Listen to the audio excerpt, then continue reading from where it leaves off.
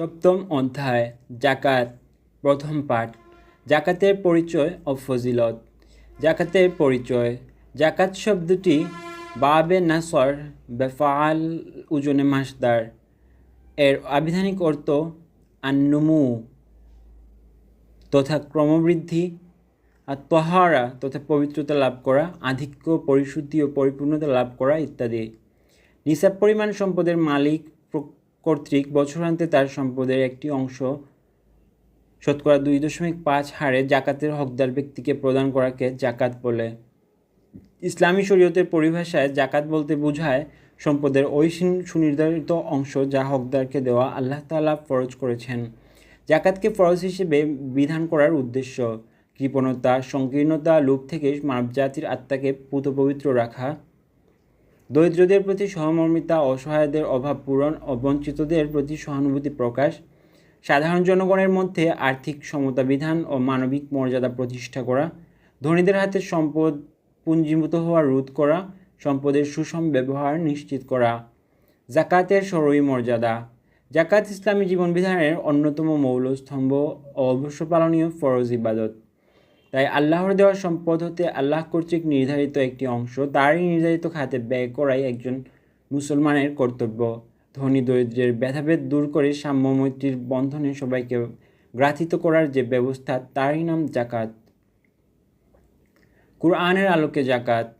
কোরআন মজিদে জাকাত শব্দটি সরাসরি 32 বার এসেছে। জাকাহ মাসদার থেকে বিভিন্ন রূপে সালাতের সাথে এসেছে 26 বার। জাকাত প্রদানের নির্দেশ দিয়ে আল্লাহ তাআলা ঘোষণা করেন, সালাত প্রতিষ্ঠা করো, জাকাত প্রদান করো, আর রুকুকারীদের সাথে রুকু করো। সূরা বাকারা 43। হাদিসের আলোকে জাকাত। ইসলামী অর্থনৈতিক ব্যবস্থার মেরুদণ্ড হল জাকাত। রাসূলুল্লাহ সাল্লাল্লাহু আলাইহি সাল্লাম ইরশাদ করেন, ইসলামের বুনিয়াদি স্তম্ভ 5টি। আল্লাহ ছাড়া কোনো মাবুদ নেই এবং মুহাম্মদ সাল্লাল্লাহু আলাইহি সাল্লাম আল্লাহর রাসূল এর সাক্ষ্য প্রদান করা, সালাত প্রতিষ্ঠা করা, জাকাত প্রদান করা, রমজান মাসে সাওম পালন করা এবং আল্লাহর ঘরের হজ করা। সহিহ বুখারী 8, সহিহ মুসলিম 16।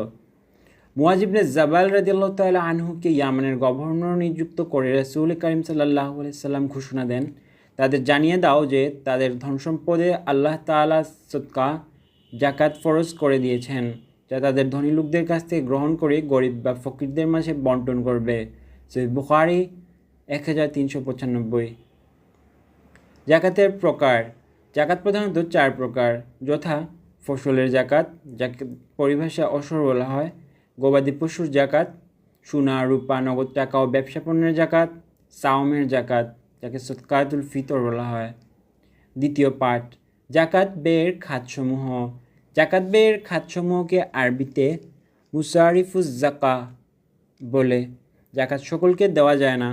পবিত্র কোরআন মাজিদে কেবল 8 শ্রেণীর লোককে জাকাত দেওয়ার নির্দেশ এসেছে। আল্লাহ তাআলা ইরশাদ করেন, এ সদকাত তো কাফি ফকির মিসকিনদের জন্য, তাদের জন্য যারা সদকার কাজের জন্য নিয়োজিত, তাদের জন্য যাদের মন জয় করা উদ্দেশ্য, দাসমুক্তির জন্য, ঋণগ্রস্তদের জন্য, আল্লাহর পথে এবং মুসাফিরদের জন্য আল্লাহ তাআলার পক্ষ থেকে ফরজ বিধান এবং আল্লাহ সর্বজ্ঞ প্রজ্ঞাময়। সূরা তাওবা 60। কোরআনে এই আয়াতের নির্দেশানুযায়ী জাকাত 8 শ্রেণীর মানুষ গ্রহণ করতে পারবে। তা হলো ফকির, যাদের সামান্য সম্পদ আছে তবে জাকাতের নেশাব পরিমাণ সম্পদ নেই; মিসকিন, যারা নিঃস্ব, নিজের অন্ন সংগ্রহ করতে পারে না, অভাবের তাড়নায় অন্যের কাছে হাত পাততে বাধ্য হয়; কর্মক্ষম হওয়া সত্ত্বেও যারা কাজের অভাবে বেকার থাকতে বাধ্য এবং মানবেতর জীবনযাপন করে, তারাও মিসকিনদের মধ্যে গণ্য। জাকাত ব্যবস্থাপনায় নিয়োজিত কর্মকর্তা কর্মচারী। ইসলামী রাষ্ট্রে জাকাত সংগ্রহ, বিতরণ, হিসাব সংরক্ষণ ইত্যাদি কাজ করার জন্য যাদের নিয়োগ দেওয়া হবে, তাদের বেতন ভাতা জাকাত তহবিল থেকে দেওয়া যাবে। মুআল্লাফাতুল কুলুব। অমুসলিমদেরকে ইসলামের প্রতি আকৃষ্ট করার জন্য ব্যয় করা। রিকাব বা দাস মুক্তকরণ। কৃতদাস তার মালিকের সাথে নির্দিষ্ট পরিমাণ অর্থ দানের বিনিময়ে মুক্তিলাভের সুযোগ সৃষ্টি করলে জাকাত ফান্ড থেকে সে অর্থ দিয়ে দাস মুক্ত করা যাবে, অথবা জাকাতের অর্থ দিয়ে দাস ক্রয় করে তাকে মুক্ত করা যাবে। গারিমিন বা ঋণগ্রস্তদের ঋণ পরিশোধ করা। কেউ বৈধ কোনো কাজে ঋণ করে সে ঋণ শোধ করতে সক্ষম না হলে জাকাতের অর্থ দিয়ে তাকে ঋণমুক্ত করা যাবে।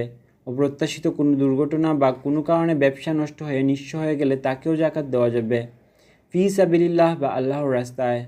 আল্লাহর রাস্তায় অর্থাৎ আল্লাহর সন্তুষ্টি অর্জনের জন্য আল্লাহর পথে জাকাতের অর্থ ব্যয় করা যাবে। ইবনুল সাবিল বা নিঃস্ব পথিক, মুসাফির বা প্রবাসী লোক স্বদেশে সম্পদ থাকলেও সফরে যদি বিপদগ্রস্ত হয় তাহলে তাকেও জাকাত দেওয়া যাবে। তৃতীয় পাঠ, যার উপর জাকাত ফরজ।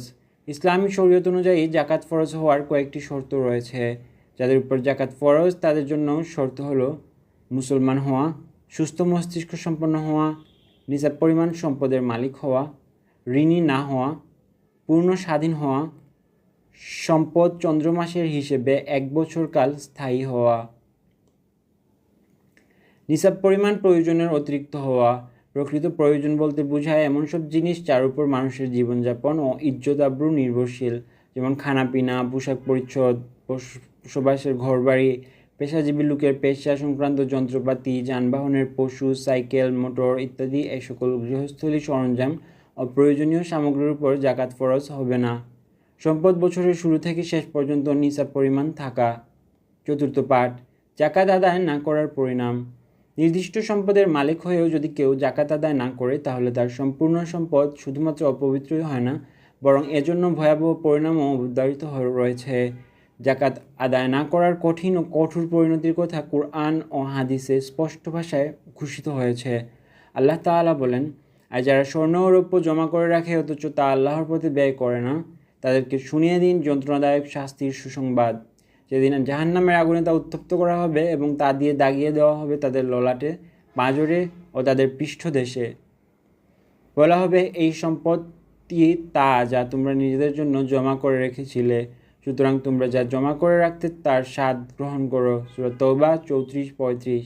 রাসূলুল্লাহ সাল্লাল্লাহু আলাইহি সাল্লাম আরও বললেন, আল্লাহ যাকে সম্পদ দান করেছেন সে যদি তার জাকাত আদায় না করে তাহলে তার সম্পদ কিয়ামতের দিন মারাত্মক বিষধর সর্পের আকার ধারণ করবে, যার কপালের উপর 2টি কালো চিহ্ন কিংবা 2টি দাঁত বা 2টি শৃঙ্গ থাকবে। কিয়ামতের দিনে সর্পকে তার গলায় পেঁচিয়ে দেওয়া হবে। অতঃপর সাপটি তার মুখের 2 পাশে কামড়ে ধরে বলবে, আমিই তোমার সম্পদ, আমিই তোমার সঞ্চিত বিত্ত সম্পত্তি। সহিহ বুখারী ও নাসাই। উল্লিখিত আয়াতে কারিমা ও হাদিসে নবীর বাণীর দ্বারা প্রতীয়মান হয় যে জাকাত আদায় না করার শাস্তি ও পরিণাম অত্যন্ত ভয়াবহ। তাছাড়া এমন কঠিন শাস্তি অপেক্ষমান যার থেকে পালাবার কোনোই পথ নেই। পঞ্চম পাঠ, যেসব সম্পদের জাকাত ফরজ। যেসব সম্পদের জাকাত আদায় করা ফরজ হয় সেগুলো হলো স্বর্ণ ও রৌপ্য 7.5 তোলা বা 87.45 গ্রাম স্বর্ণ, অথবা 52.5 তোলা বা 612.53 গ্রাম রৌপ্য, অথবা তার সমপরিমাণ সম্পদ 1 বছর পর্যন্ত যদি মালিকানায় থাকে।